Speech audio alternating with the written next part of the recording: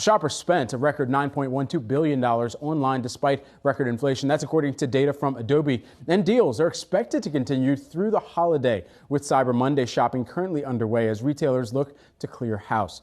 Joining now with more insight into the retail landscape is Bernstein's Senior Analyst Aneesha Sherman. Great to have you here with us today. From your perspective, do you believe that Black Friday, Cyber Monday are enough to get companies and their balance sheets into the black, given that this is still going to be a heavy promotional period this year? I think it's going to take a toll, but I don't think it's going to be enough to clear the excess inventory they have. So, I think it takes a toll on their gross margins. I think it gets them in the black as far as, kind of higher sales and higher absolute profits, but they're going to take a major margin hit from the clearance that they're doing over this weekend and over the coming week. But more importantly, one of the biggest concerns these last 6 months has been on inventory levels, where everybody is running at record high inventory levels. And I don't think that clears as a result of Black Friday weekend. I don't even think it will clear in the next kind of couple of weeks. I think most brands and retailers will start 2023 with an inflated inventory position, which will take another quarter or two to clear properly. Aneesha, will one of those brands with an inflated inventory position into next year, will that be Nike? I went to a lot of stores over the weekend. Not only was Nike stuff discounted and very prominent, but there seemed to be a lot of it everywhere. Yes, Nike has been doing aggressive clearance of product over the last month or so, and especially into Black Friday. It's primarily apparel product, and even within that, it's primarily seasonal apparel. So think about, more summer and fall gear that they're selling off on clearance because they don't expect it to sell full price going into kind of the winter and the spring.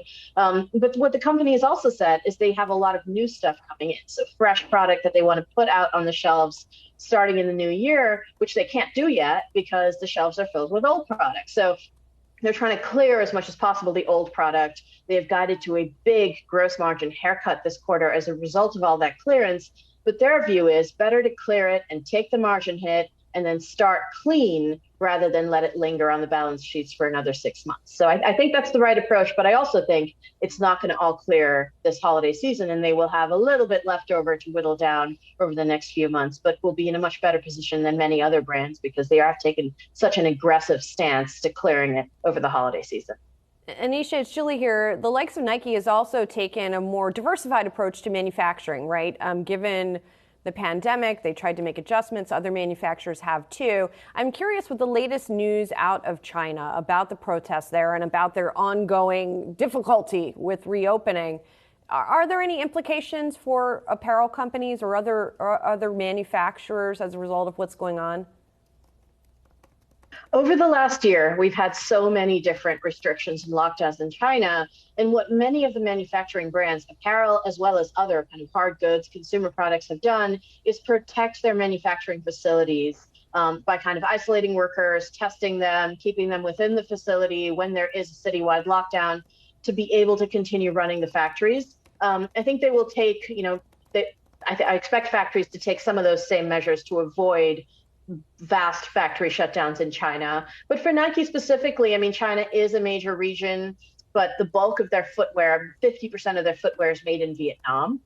So from a footwear perspective, the bulk of the volume is coming from other markets. And then apparel, though a good chunk of it is made in China, about 20%, apparel is much more easily diversified. It's less R&D intensive. It's easier to substitute other producers. So I don't think it will lead to a huge supply crunch for Nike specifically. Aneesha, kind of supplementing our discussion that we had with Scott Cutler from StockX and even one that we had a few weeks back with Farfetch and where they're going to continue to move forward there, and Goats, Eddie Liu. With regard to the resale market and what we may see this holiday season, it's not so much about where there's going to be discounting perhaps, but where you might see prices that are relatively lower for same products on a year-over-year basis where some of the resellers just can't move through the inventory that they've listed on those platforms. Is there anything that you're seeing that sticks out within that resale market right now this holiday season?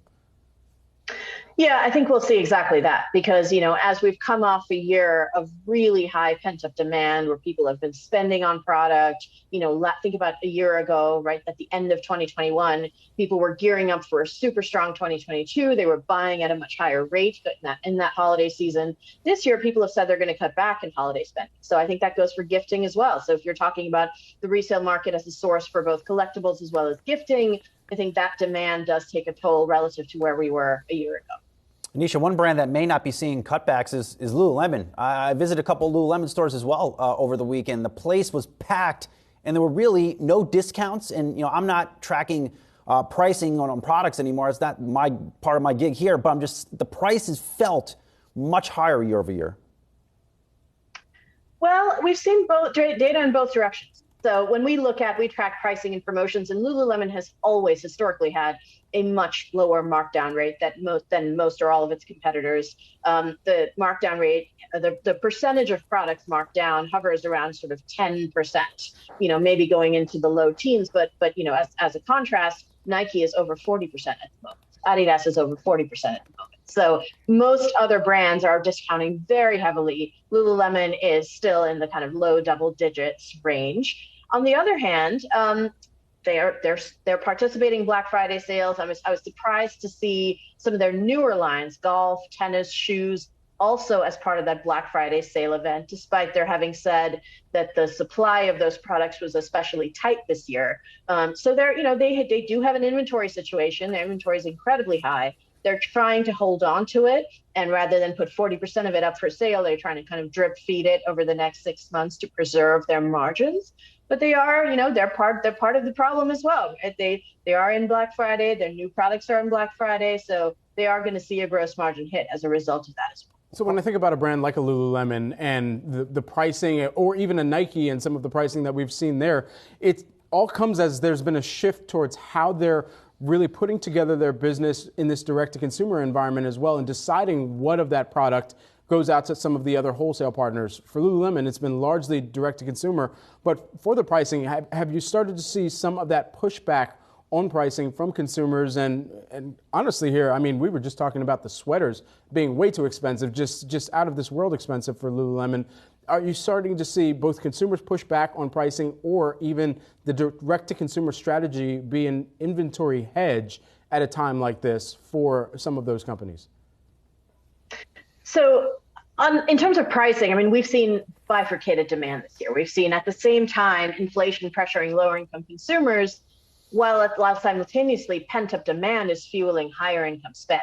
And both those trends have played out over the course of this year. And so we've seen it in the results, right? Lower income value retailers have posted comp declines and misses, while some of the mainstream and higher end brands have posted double-digit growth in North America concurrently. So that bifurcation, I think, is starting to compress. We look at the consumer data. We did a survey of more than 3,000 consumers a few weeks ago, and we saw a change in tone versus when we did it a year ago in terms of people cutting back more into holiday, cutting back more into 2023. And it's not just the lower income shoppers, it's more middle income and kind of slightly going into the higher income brackets as well. So I think we haven't seen a resistance to price increases yet, because those mainstream and higher income consumers have been more than willing to absorb it.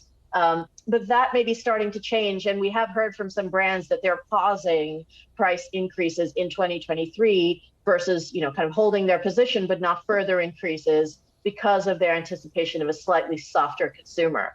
But on DTC, I think you're right. I think DTC is a hedge against promotions. If you don't have a lot of product that's sitting with wholesale partners, you're not going to see a ton of product marked down in the market, because you have control over your inventory. And Lululemon is a great example of that, where they've made the decision to hold on to their inventory, to sell it over a longer period of time, to carry a higher inventory balance, but reduce the number of markdowns in the market.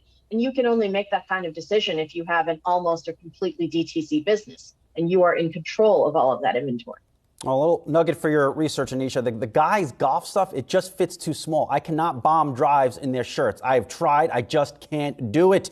Bernstein Senior Analyst Aneesha Sherman, always good to see you. We'll talk to you soon.